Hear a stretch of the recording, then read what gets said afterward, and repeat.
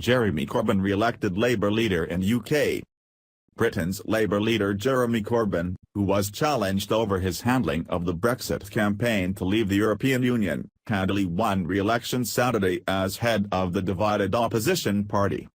The 67-year-old far-left renegade, who was elected leader in September 2015, beat back a challenge from the little-known Owen Smith, winning almost 62% of more than 500,000 votes cast by Labour members and supporters.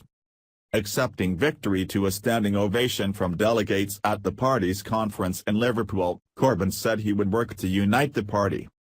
"We have much more in common than that which divides us," he said.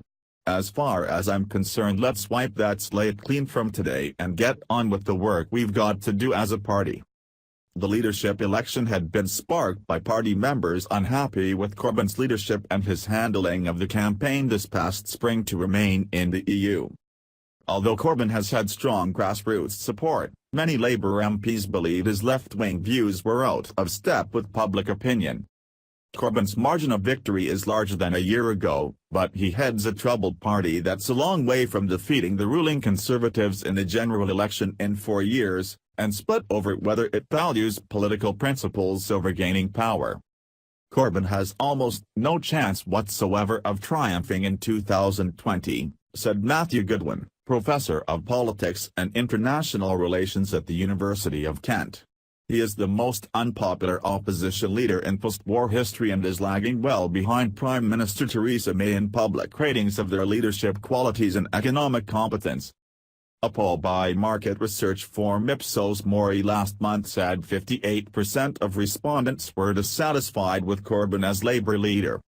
Adrian Pabst, another Kent academic, predicted that one of the first moves of a re-elected Corbyn would be to try and put together a shadow cabinet, an alternative to that of the Conservatives, but most Labour members of Parliament won't serve under him. Pabst predicted that Corbyn will try to amend the party's leadership election rules so that a far-left candidate will always be on the ballot, and will try to recruit even more militants to entrench his position. "What all this signifies is that Corbyn will stick to his politics of protest," Pabst said. Far from reaching out to the whole country and positioning himself as a credible alternative PM to Theresa May, he will further alienate the electorate. Former Labour Prime Minister Tony Blair called Corbyn the guy with the placard after he opposed UK airstrikes in Syria and attended nuclear disarmament rallies after becoming party leader. A lackluster performer in Parliament, Corbyn gave muted support to the EU during this year's referendum Brexit campaign, prompting many opponents to argue that he contributed to the Leave victory. More than 170 of Labour's 230 MPs declared no confidence in Corbyn after the referendum, but he refused to resign, sparking Smith's leadership bid. The internal party battle quickly turned nasty, with online name-calling and allegations that the leadership by Corbyn, who was strongly pro-Palestinian, has fostered anti-Semitic abuse in the party. Corbyn called Saturday for an end to intimidation and abuse.